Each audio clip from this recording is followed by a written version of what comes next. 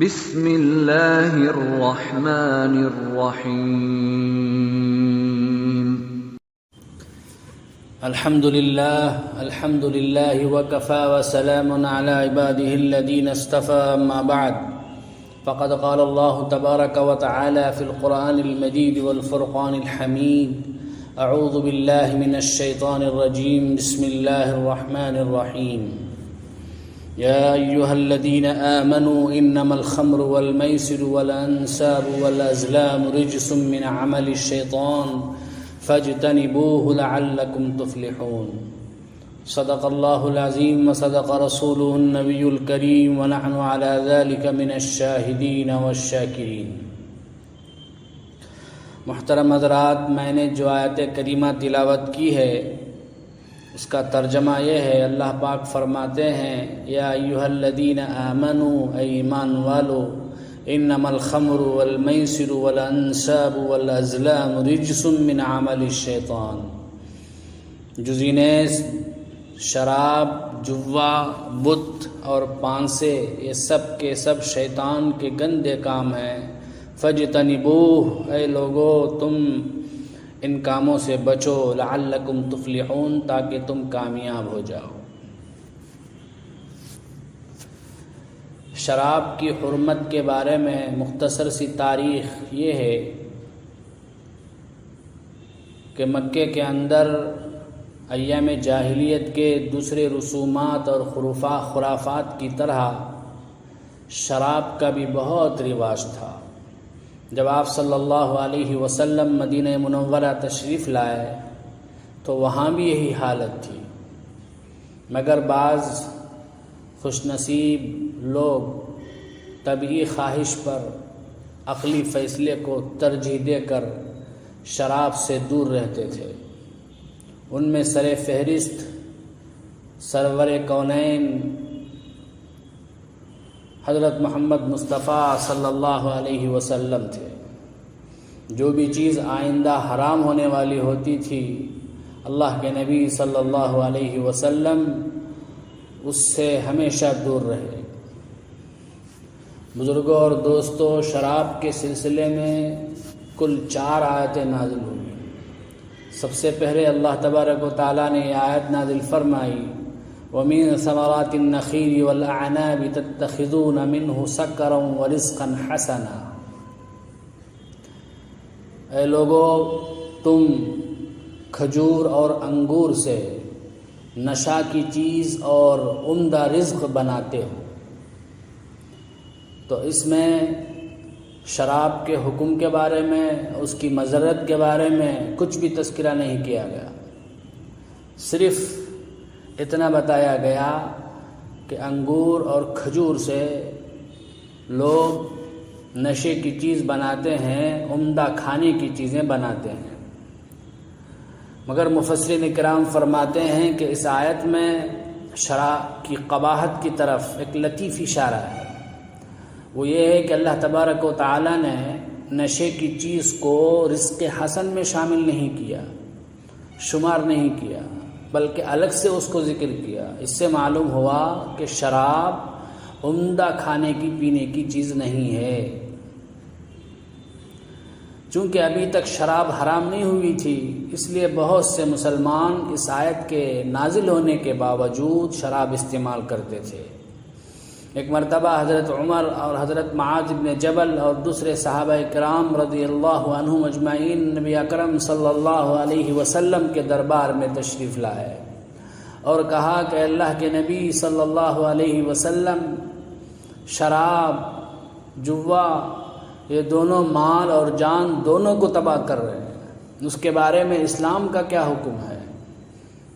تو اس پر یہ آیت نازل ہوئی، يسألونك عن الخمر والميسر قل فيهما إثم كبير ومنافع للناس واسمهما أكبر من نفعهما۔ اے نبی صلی اللہ علیہ وسلم، لوگ آپ سے شراب اور جوے کے بارے میں پوچھتے ہیں، تو آپ فرما دیجئے کہ دونوں میں بہت بڑا گناہ ہے اور بہت سے منفعتیں بھی ہیں لوگوں کے لیے، لیکن اس کا گناہ اس کے نفع سے زیادہ بڑا ہوا ہے۔ تو اس اس آیت کے اندر یہ بتایا گیا کہ شراب میں نفع کم ہے، نقصان زیادہ ہے، تو بعض مسلمان شراب کی مضرتوں کا لحاظ کرتے ہوئے شراب سے دور ہو گئے، لیکن دوسرے مسلمان یہ کہہ کر استعمال کرتے تھے کہ ہم اتنا ہی استعمال کریں گے جس سے ہمیں فائدہ ہو، ہمارا نقصان نہ ہو۔ چند عرصے کے بعد حضرت عبد الرحمن ابن عوف رضی اللہ تعالیٰ عنہ نے صحابہ کرام کی دعوت فرمائی۔ کہنے کی دعوت کے بعد دستور کے مطابق شراب کا دور چلا، سب شراب میں مست ہو گئے۔ اسی حالت میں مغرب کی نماز کا وقت بھی آ گیا، تو اسی نشے کی حالت میں نماز کے لیے کھڑے ہو گئے۔ ایک صحابی نے امامت کی اور قل یا ایھا الکافرون پڑھا، اس میں جو بھی حرف نفی تھا سب کو حذف کر دیا، تو اس پر شراب کے سلسلے میں تیسری آیت نازل ہوئی، یا ایھا الذین آمنوا لا تقربوا الصلاۃ وانتم سکارى، ایمان والو نشے کی حالت میں نماز کے قریب مت جاؤ۔ اس پر بعض صحابہ کرام نے یہ سوچ کر شراب چھوڑ دی کہ جو چیز نماز کو روکے اس میں خیر نہیں ہو سکتی، بھلائی نہیں ہو سکتی، مگر دوسرے مسلمان اوقات نماز کے علاوہ شراب کا استعمال کرتے تھے۔ عشاء کے بعد شراب پیتے، فجر تک نشہ ختم ہو جاتا، فجر کے بعد شراب پیتے، ظہر تک نشہ ختم ہو جاتا۔ چند دنوں کے بعد ایک واقعہ پیش آیا۔ حضرت عتبان ابن مالک رضی اللہ تعالیٰ عنہ نے صحابہ کرام کی دعوت کی، کھانے کے بعد دستور کے مطابق شراب کا دور چلا۔ اس کے بعد عام عادت کے مطابق مجلس مشاعرہ قائم ہوئی، جس میں آبا و اجداد کے مفاخر بیان کرنے شروع ہو گئے۔ اسی دوران حضرت سعد بن ابی وقاص رضی اللہ تعالیٰ عنہ نے قصیدہ پڑھا، جس میں انصار مدینہ کی برائی تھی اور اپنی قوم کی تعریف اور مدح تھی، جس پر ایک انصاری نوجوان صحابی بگڑ گئے اور اونٹ کے جبڑے کی ہڈی لے کر حضرت سعد رضی اللہ تعالیٰ عنہ کے سر پر دے مارا، جس سے ان کا سر زخمی ہو گیا۔ یہ حضور اکرم صلی اللہ علیہ وسلم کے پاس تشریف لائے اور شکایت کی، تو اس پر اللہ کے نبی صلی اللہ علیہ وسلم نے دعا فرمائی، اللہم بکن لنا فی الخمر بیانا شافیا، اے اللہ ہمیں شراب کے سلسلے میں کوئی واضح حکم دیجیے۔ تو تب مکمل حرمت والی، ممانعت والی چوتھی آیت نازل ہوئی، یا ایھا الذین آمنوا انما الخمر والمیسر والانصاب والازلام رجس من عمل الشیطان فاجتنبوہ لعلکم تفلحون۔ تو اب مکمل طور پر شراب حرام ہوگی۔ اب یہاں ایک اشکال ہوتا ہے، اللہ تبارک و تعالیٰ نے شراب کے بارے میں تدریجی حکم کیوں نہیں نازل فرمایا؟ ایک دم سے شراب کو حرام کر سکتے تھے۔ تو اس کا جواب مفسرین کرام نے دیا ہے کہ سالوں سے مسلمان شراب کے عادی ہو چکے تھے، عادت کو فوراً چھڑانا بہت مشکل ہوتا ہے۔ عربی کا مشہور مقولہ ہے، فطام العادت اشد من فطام الرضاعہ، بچے سے دودھ کی عادت چھڑانے سے بھی زیادہ عادت کو کسی سے چھڑانا مشکل ہے۔ اس لیے تدریجی طور پر تھوڑا تھوڑا شراب کو حرام کیا گیا۔ جب ممانعت مکمل طور پر آ گئی تو اس کو قوت کے ساتھ نافذ کرنے کے لیے رسول اکرم صلی اللہ علیہ وسلم نے بہت سارے قدم اٹھائے۔ سب سے پہلے آپ صلی اللہ علیہ وسلم نے شراب پر وعیدیں سنائیں، چنانچہ ترمذی، نسائی وغیرہ حدیث کی کتابوں میں لکھا ہے کہ آپ صلی اللہ علیہ وسلم نے فرمایا، اللہ نے شراب کے سلسلے میں 10 شخصوں پر، 10 آدمیوں پر لعنت فرمائی ہے۔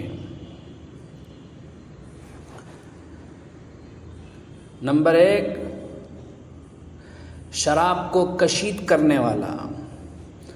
نمبر 2، شراب بنانے والا۔ نمبر 3، شراب پینے والا۔ نمبر 4، شراب پلانے والا۔ نمبر 5، شراب لانے والا۔ نمبر 6 جس کے لیے شراب لائی گئی، نمبر 7 شراب خریدنے والا، نمبر 8 شراب بیچنے والا، نمبر 9 شراب کو ہبہ کرنے والا، نمبر 10 شراب کی کمائی کرنے والا۔ اس سلسلے میں آپ صلی اللہ علیہ وسلم نے صرف زبانی تعلیم پر اکتفا نہیں کیا بلکہ عملی طور پر بھی بعض قدم اٹھائے۔ چنانچہ آپ صلی اللہ علیہ وسلم نے حکم دیا کہ جس کے پاس بھی شراب ہو فلاں جگہ جمع کر دے۔ چنانچہ تمام صحابہ کرام ایک جگہ جمع ہو گئے اور اپنی اپنی شراب میں لے کر آ گئے۔ خود نبی اکرم صلی اللہ علیہ وسلم بنفس نفیس تشریف لائے، اپنے ہاتھ سے شراب کے مٹکے توڑ دیے اور بچے ہوئے مٹکوں کو توڑنے کا حکم صحابہ کرام کو دیا۔ روایات میں آتا ہے کہ رسول اللہ صلی اللہ علیہ وسلم کا منادی جب مدینے کی گلیوں میں اعلان کرتے جا رہا تھا کہ اب شراب حرام کر دی گئی، تو جس صحابی نے بھی سنا، اگرچہ ان کے ہاتھ میں شراب کا برتن ہی ہو، اسی وقت صحابی نے شراب کے برتن کو پھینک دیا، حتیٰ کہ بعض نے جام شراب اپنے لبوں تک اٹھا لیا تھا۔ ایسے ہی آواز کان میں پہنچی کہ شراب حرام ہو گئی تو فوراً صحابہ نے شراب کو پھینک دیا۔ بزرگوں اور دوستو، صحابہ کرام کی اطاعت کا بے مثال نمونہ اس وقت دنیا نے دیکھا۔ کہا جاتا ہے کہ اس دن مدینے کی گلیوں میں بارش کے سیلاب کی طرح شراب بہہ رہی تھی۔ عرصے تک جب بھی بارش ہوتی تو زمین کے اندر سے شراب کی بدبو پھوٹ پڑتی تھی، اتنی زیادہ شراب زمین پی گئی تھی۔ ایک صحابی کے بارے میں لکھا ہے جو کہ شراب کی تجارت کرتے تھے، اپنا پورا سرمایہ لے کر ملک شام شراب لانے کے لیے گئے تھے۔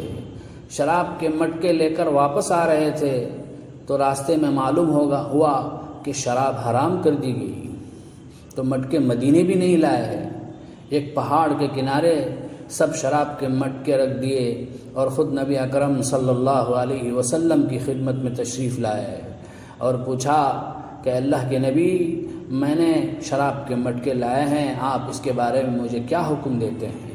تو نبی اکرم صلی اللہ علیہ وسلم نے فرمایا کہ تم وہیں پر مٹکے توڑ کر شراب بہا دو۔ فوراً واپس گئے، بلا چون و چرا اپنے ہی ہاتھوں سے سارے مٹکوں کو توڑ دیا۔ تو بزرگوں اور دوستو، یہ تھی صحابہ کرام کی اطاعت اور فرما برداری، اسی وجہ سے وہ رضی اللہ عنہم ورضوا عنہ کے مستحق ہوئے۔ اللہ تبارک و تعالی ہمیں بھی نبی اکرم صلی اللہ علیہ وسلم کی صحابہ کرام کی طرح اطاعت کرنے کی توفیق عطا فرمائے، اللہ کی حرام کردہ تمام چیزوں سے بچنے کی توفیق عطا فرمائے، خاص طور پر شراب سے بچنے کی توفیق عطا فرمائے۔ آمین وآخر دعوانا الحمد للہ رب العالمین۔